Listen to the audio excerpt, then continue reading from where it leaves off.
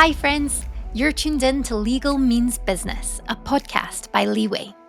We're joined by some amazing guests who help us identify how to take your legal function and career to the next level. I'm your host, Steph Smith, and we're talking all things legal ops and legal tech, as well as other critical skills needed to help you thrive in the evolving in-house arena. Don't forget, you can watch us on YouTube or listen on the go through Spotify or Apple Podcasts. If you enjoy the conversation, please do hit subscribe and let us know what you think on social.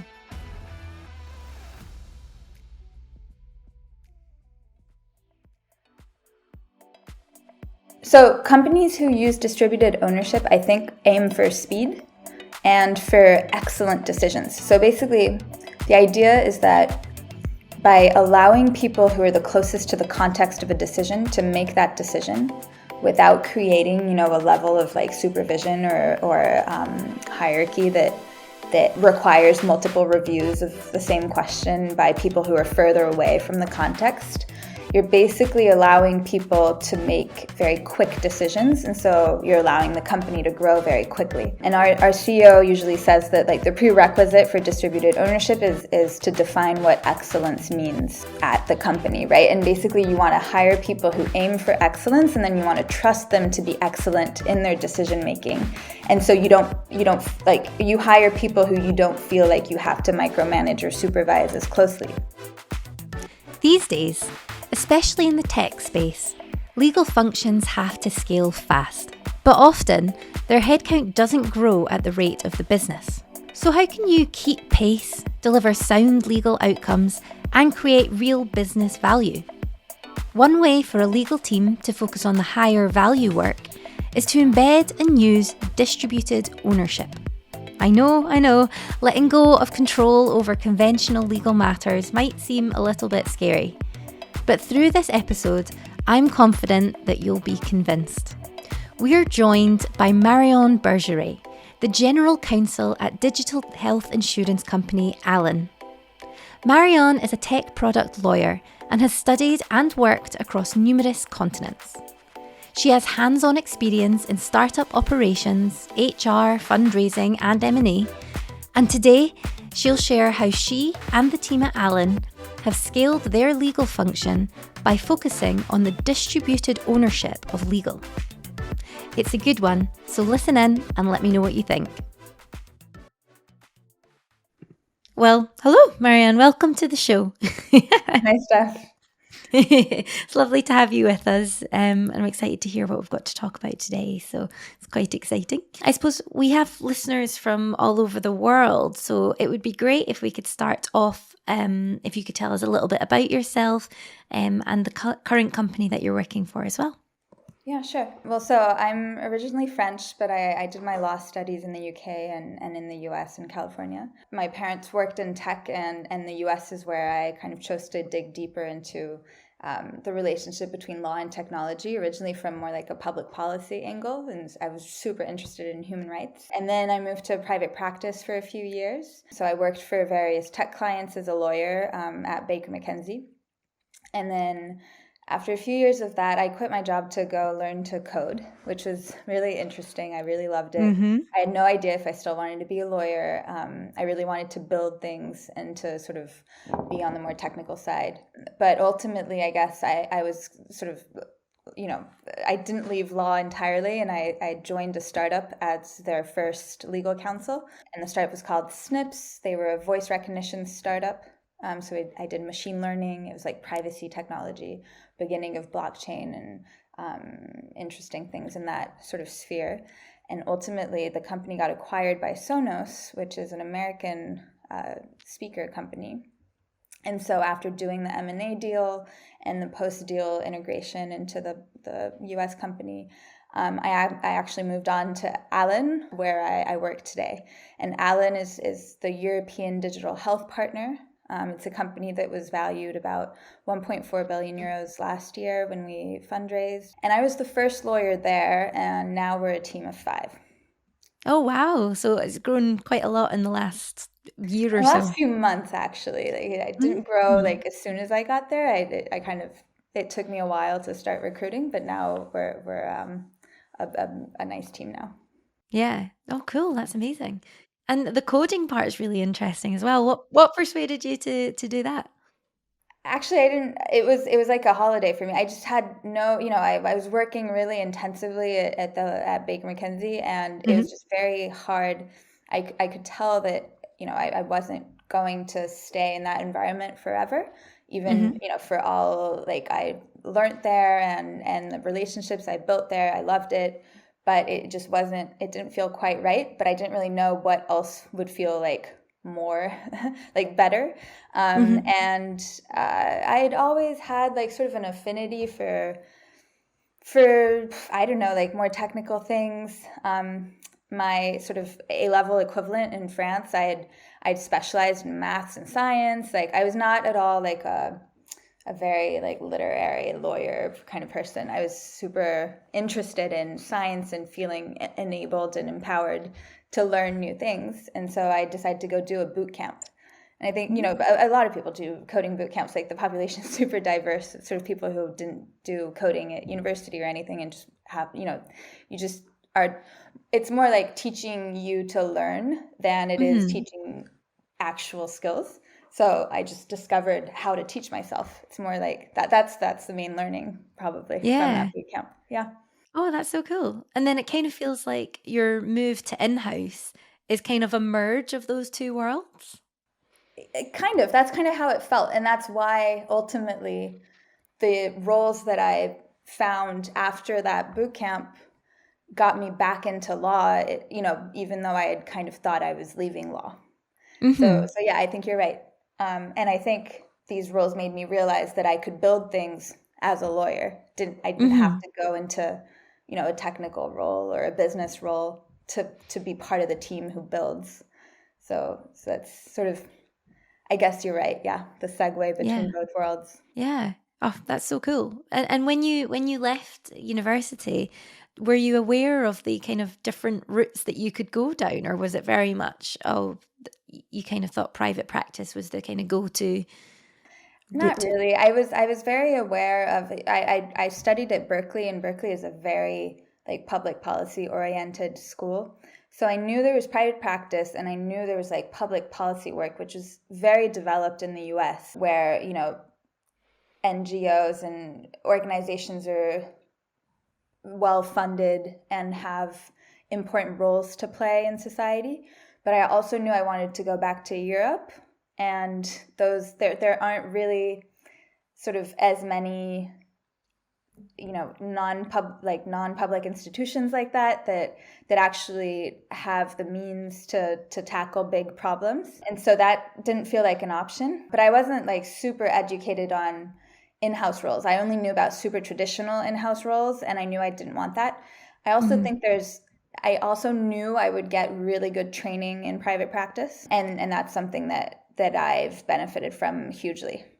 So Hmm. I don't regret going into private practice at all. Yeah, yeah, cool. Yeah, it's great to have such the whole shebang really in terms of experience, so that you can kind of pull out the different things that you've learned along the way. So that's pretty cool. Today we're going to be talking about distributed ownership, which is quite a cool concept, I think, because obviously you've been working with that sort of initiative and concept at Allen. Where did you first hear about the concept of distributed ownership?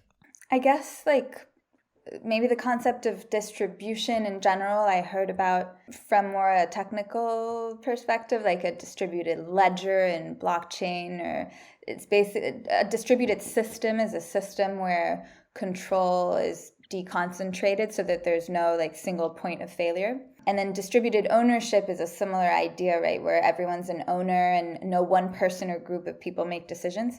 And that's something I've witnessed in sort of business reading, business books, it's something that's central to Netflix's culture. And then when I was, getting to know Alan a bit more, is when they explained how they apply it internally and what the benefits are as a company, when you apply it as like a rule that guides everyone's behavior. Hmm. And so that's when I started really working on it.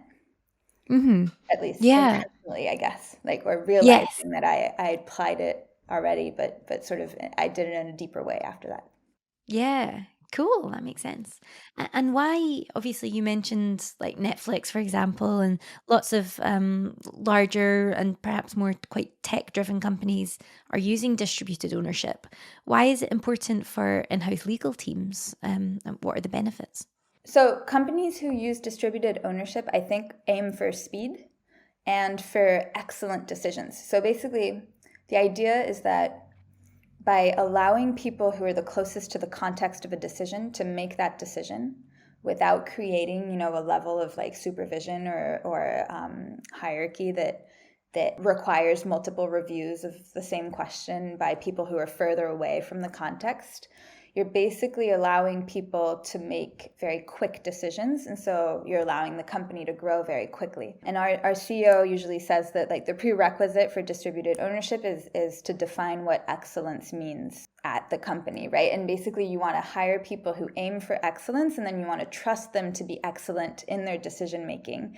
And so you don't like, you hire people who you don't feel like you have to micromanage or supervise as closely. And so I guess the interest in doing that at a company is scaling quickly, which is why tech companies have come up with this as a way to grow quickly and make decisions very fast. Applied to legal, I guess it's kind of the opposite of in-house lawyers acting as like ticket desks or like support teams. So you're not handling all legal issues for the internal clients that you have. And instead, you're asking every team member who, lawyer or not, to own the problems they work on fully. And that means they own the problem fully, whether the problem has a legal component to it or not.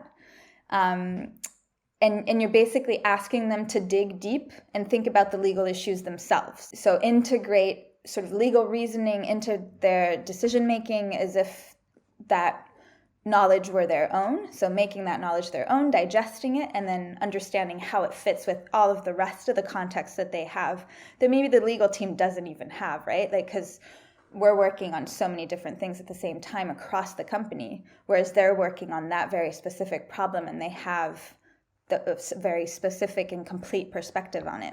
And so you're saying basically if you're a product manager, you're going to have to, look at marketing and design and things like that, but you're also going to have to look at whether your problem is, regulated, or if there are contracts to write to sell the thing you're building to clients and things like that. And you're going to own that as part of your project, part of your build intention, right? Mm-hmm.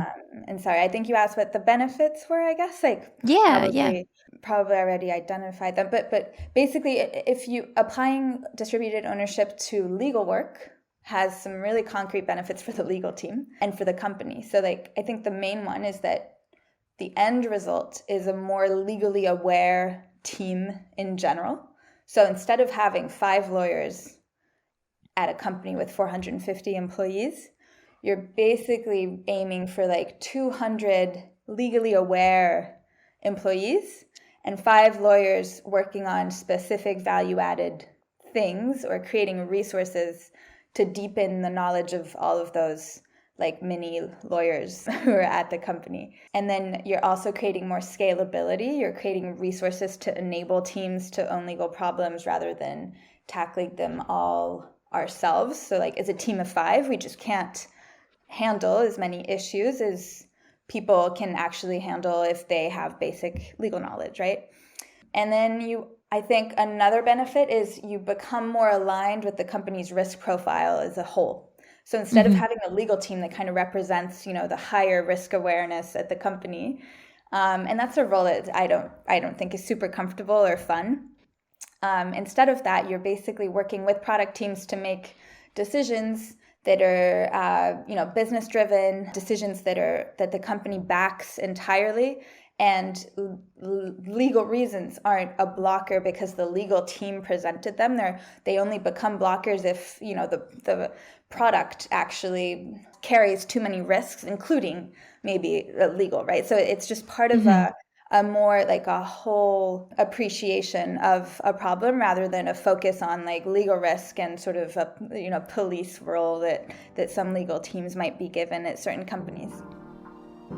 So, in an in-house legal context, distributed ownership means that the responsibility of legal not only lies within the legal department, but also with anyone who interacts with legal matters. So pretty much everyone within the business.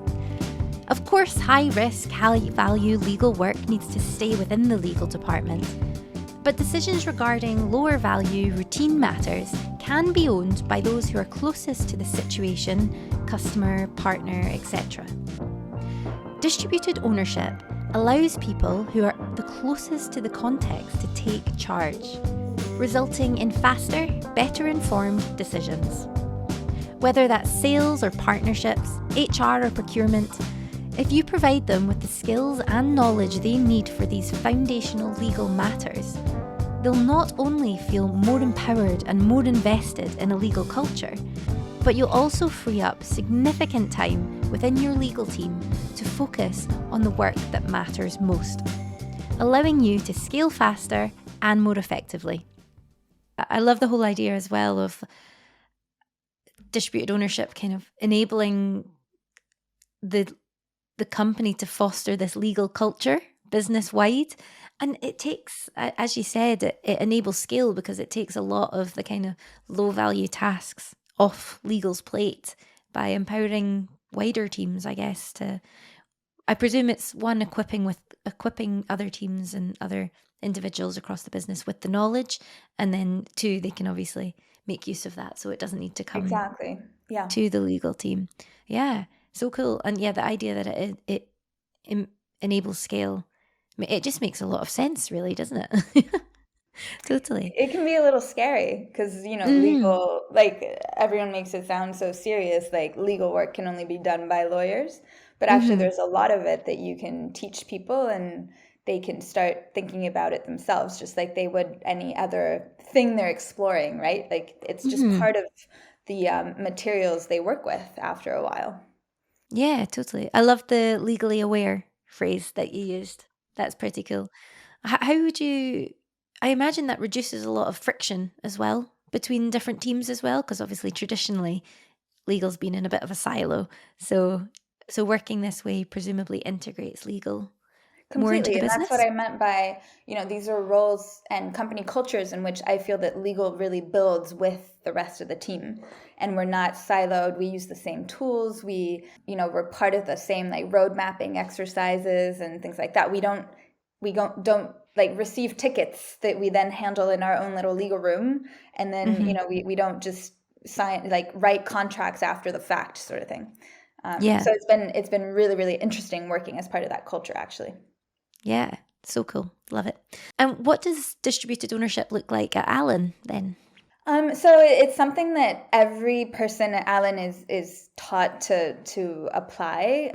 We test like compatibility with distributed ownership at the recruitment stage. Like it's a super important value for us. It's one of the tenets of our culture. So it's not just within the legal team, right? Like this is something that works well also because when the legal team pushes people to own legal problems, people who work at Allen are ready to take that challenge on, right? Like it's not like we decided unilaterally that we would force people to tackle legal issues. They signed up for it. So that's great. So there's a really important principle at Allen that like you should always dig deeper and never shy away from complexity, or you should want to challenge expertise even if it's not your own. And the principle that with a sort of a hacker's mindset, you can teach yourself anything in 3 hours and then probably ask some really smart questions about something even if someone else is telling you something based on 15 years of experience, right? So that's like a super empowering principle. And it makes it really easy to work with people at Allen and to push for these sorts of things. In terms of examples of how we do it, I guess like maybe something pretty concrete, like a really legal process. Like normally people who sign contracts would ask the legal team to review their contracts. We think that there's real value in people who are negotiating contracts to actually reading them. Like someone will come to us and ask us to review something, and then we're not sure what the actual business deal, like the details of it, what they are, what the dependencies we have internally might be. And so we can read a contract and make sure it's sound, but we can't really detect any sort of discrepancy between what was discussed and agreed and then what's written in the contract, for instance. We think the contract owner is the best person to do that. And so what we've done is we've created some guidelines that are kind of like a structured review of any type of contract. So there's sections that only apply to certain types of contracts, but they guide any non-legally versed person to read the contract with sort of a more critical eye and to check sort of the basics of whether the business deal is reflected in this contract, and then to appreciate the sort of risk presented by the contract. So maybe in terms of the overall value of the contract, how easy it is to terminate it, or how committed we are.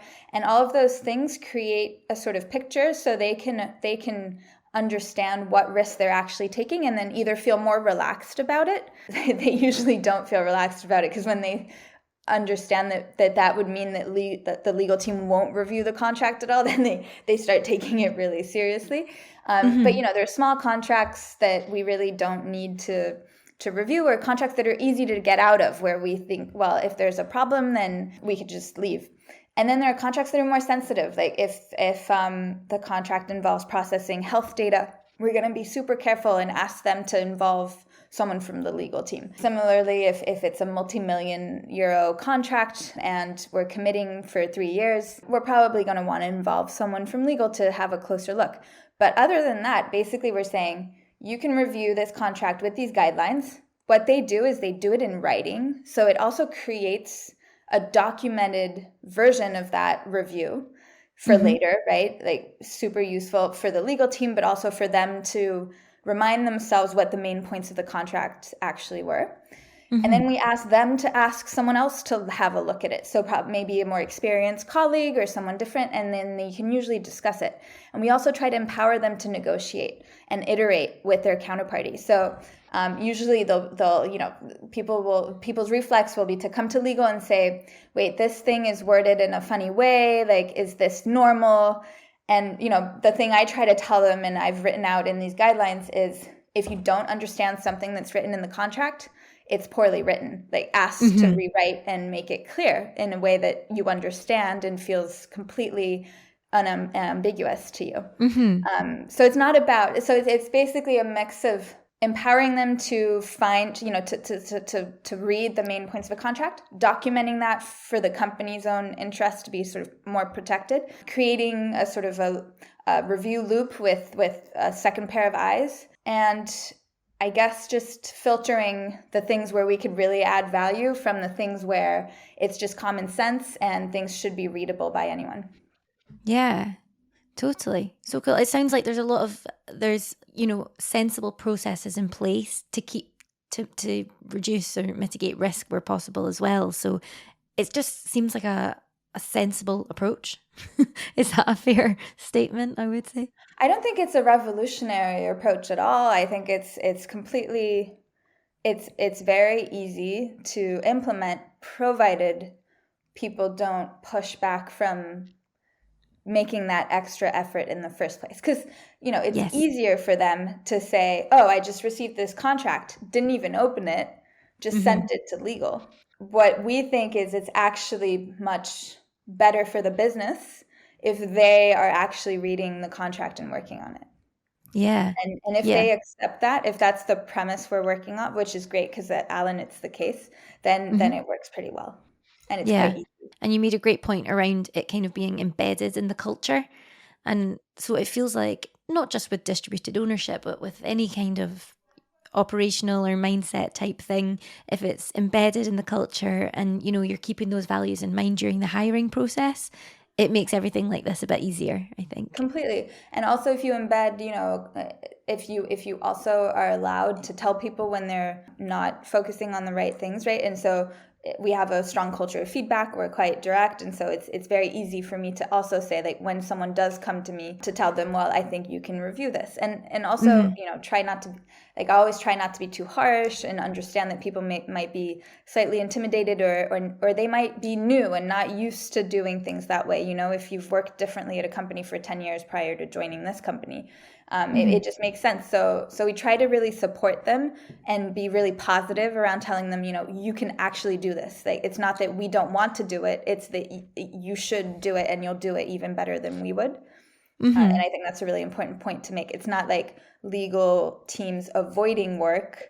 It's actually trying to place to understand where that work can be best done and where the value actually lies. Yeah, exactly. And it sounds like it leads to better business outcomes, which is pretty cool and quite empowering for the person doing the work as well. Exactly. I think after the first time they do it, when they realize that actually they can then, you know, lead their negotiations and sign their contracts autonomously, it's actually very rewarding. And I think that's central to our culture too, is that we want to hire really smart people. And part of distributed ownership is that we can trust the really smart people we hire, but it's also that really smart people feel rewarded and stimulated if if they have that trust and they can have that autonomy and make decisions, right? Yeah, totally. That ownership leads to, you mentioned it, like accountability, so that they want to do a good job. If they know legal's not going to check it, they're going to double check it and they're going to get the second person to check it and things like that. So it feels like there's just multitudes of benefits to it in terms of like employee retention and finding meaning in the work and things like that The whole as well. culture works for employee retention, for sure, not just with legal, but yeah, for sure. Yeah, for sure. Distributed ownership is a cultural matter, so you need to encourage your company to embrace distributed ownership as a competitive advantage. Tech companies and startups have efficiency and leanness at the forefront. They want decisions to be made quickly and for there to be fewer bottlenecks. When communicating with people and trying to convince them to adopt this approach, be sure to articulate the business value.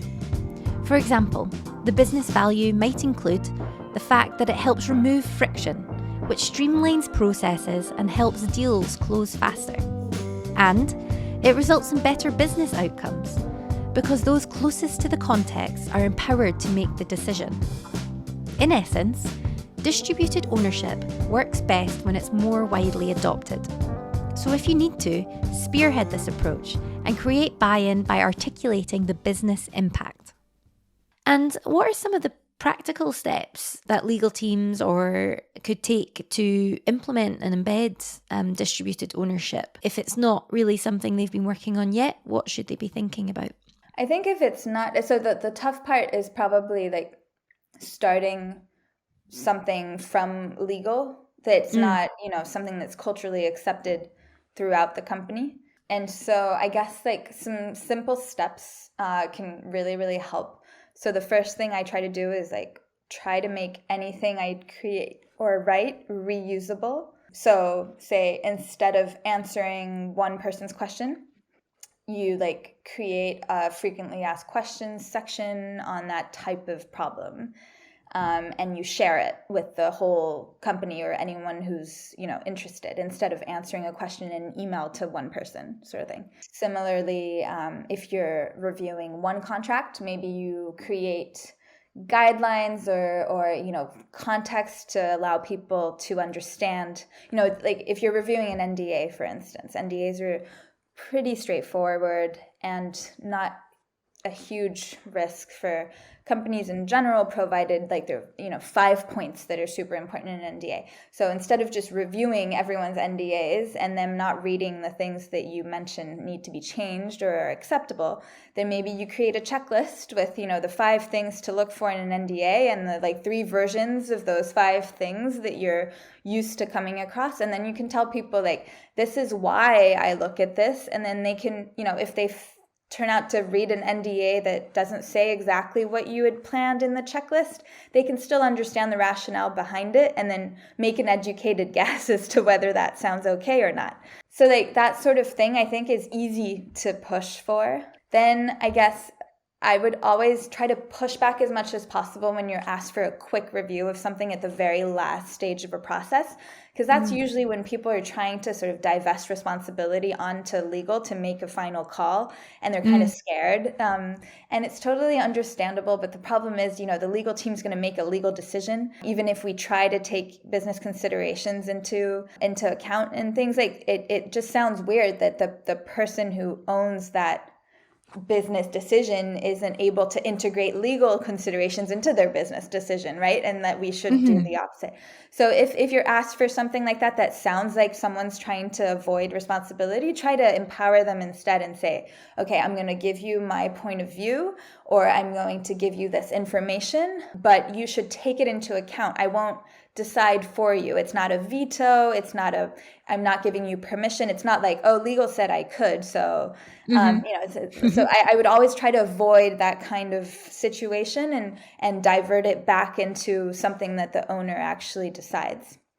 And then I think the third thing that's easy to implement is to be quite patient and educational. So similar to maybe my first 2 points actually, but some people are actually intimidated by legal work or legal jargon and just need to be empowered. So if you just explain things in a simpler way, or tell them what you would look for and show them that it's not based on your 10 years experience as a lawyer, but it's just sort of common sense, and then they might feel a little less uncomfortable looking at it. Yeah, I love that. Do you think distributed ownership leads to better designed legal products? Would you Interesting. It definitely puts the user at the center of the legal, any legal process. And I guess the user becomes, we usually talk about legal products or legal users as the legal team. And I think that's what a lot of legal texts maybe aim for, is they try to speak to the legal teams. And I guess our way of thinking about it is that legal problems aren't the legal team's problems. They're the company's problems. And so we try to integrate with the tools that everyone uses and into the type of processes that everyone uses. And so we try to, in terms of user experience for people who work at Allen, it's as part of road mapping, there's a question about legal resources needed on the problem or things like that. It's not like they have to go to a different mindset or framework or anything to think about these things. It's integrated. And I think that brings legal processes closer to a product mindset where things are just probably designed a bit better, with at least more exposure to other ways of doing things that work in different it's just fewer silos and a more integrated version of legal work. Yeah, totally. I mean, that's certainly our experience at Leeway as well. You want to, the impact of, for example, legal tech solutions like Leeway or any contract management platform, you're going to experience a better impact if it's more widely adopted in the business. So it's kind of putting things in place to enable that, I suppose, and making sure it is well designed and user centric for not just the legal users, for all business users. It's not like the legal team's back end solution. Yes. It's not under the legal hood. It's sort of something that the whole team can use. Yeah, totally. And there's a whole other debate around the phrase legal tech, but that's for another day. Marion suggests 3 key steps to help legal teams implement and embed distributed ownership. Firstly, try to make anything that you create reusable by the masses. If you're coming up against the same questions time and time again, try creating an accessible FAQs page. Or instead of reviewing a contract, write guidelines to show people how they can review that type of contract for themselves. Secondly, push back when you're asked for a quick review that is simply requested so the person can feel more comfortable with the decisions that they could and should really own. A true owner should involve you from the start so you can best add value, not only as the last step to solve their insecurities around this piece of work. To avoid this, help educate them and work on helping them make their own decisions based on the full context that they have, not just your legal point of view. Lastly, be supportive, patient, and educational. Some people will be intimidated by legal jargon and just need to be empowered. You can own creating this accessible and less scary legal culture in the business. Are there any common challenges that you've come across when it comes to distributed ownership? Yeah, there's a few, right? But again, like I think it can be challenging for people who aren't used to working that way, just from a cultural gap perspective. There's that feeling of intimidation with law, that feeling of like law is for lawyers. Like, how can I read a contract? I'm not comfortable with like the implications of this. And so there's debunking that and accepting that actually like, just even me saying like NDAs are low risk, I think would scare a few people already. But so that means there is risk. Oh gosh. No, but if you work at a company where the company really backs the legal team in terms of risk taking, then you can actually say that kind of thing, because they will look at it from a very practical perspective. Like, how many NDAs have been litigated on in the past, whatever years of everyone's collective experience at the company? Like probably 0 to 1 compared to the numbers of NDAs signed. So like that's how I get to say like it's low risk, and Alan backs me when I say that, right? And it's not like I'm a separate like controller whose responsibility is to identify all the risks and then guard against them and enforce them on a company that kind of wants to go in a different direction. So anyway, but even with that culture, there's some people can start with a feeling of intimidation and a sort of unusual risk aversion, because they're not risk averse in their jobs, but they're risk averse when it comes to looking at legal work. I guess the second risk could be like just creating processes that are inefficient. So you think your guidelines are great and you think your contract review process is quicker than if you reviewed it yourself, but actually if it's not well designed, if it's not well received, if people aren't supported in adopting it and things like that, like you're going to have to iterate on it, get feedback, and try to make it better so that it actually works. So I think there's a real challenge in designing these things so that they achieve the goal that you're aiming for. And there's a lot of humility on the legal team. Like that's why I'm never like too comfortable talking about these things as if we had like invented this incredible system. Like there are inefficiencies everywhere and challenges every day, just making things work and trying to think about how to make them even better. And then there is still always the question of like, are we taking too many risks? Are we lowering our visibility on risks being taken sort of at the company level, at every level of the company? But again, like, we optimize for speed. We don't optimize for, lack of risk. I think it's a startup mentality. It's something we have to constantly think about as we grow. And also at Allen, like we process people's insurance data and health data. Those are things we take really seriously. So we're going to have, different policies for different areas of the business. And again, like working with really smart people and based on transparency, documentation, and accountability, we get to, I feel pretty comfortable with the level of risk we take as a company.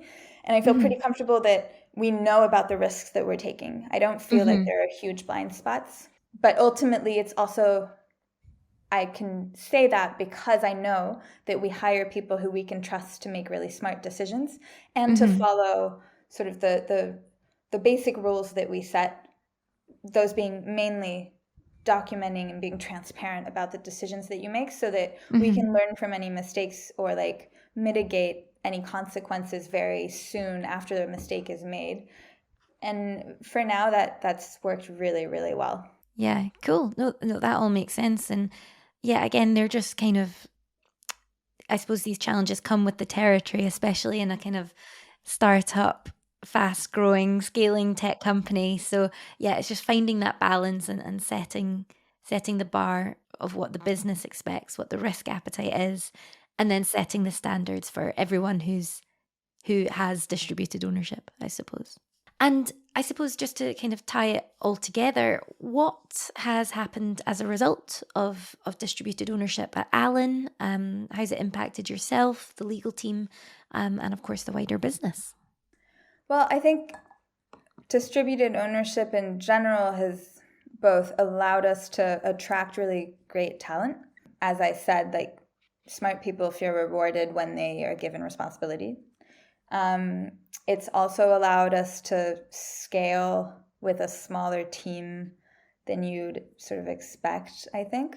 That also applies to legal. So like there's only 5 members of the legal team today for 450 people. That's quite lean, and up to a few months ago there were only 2 of us.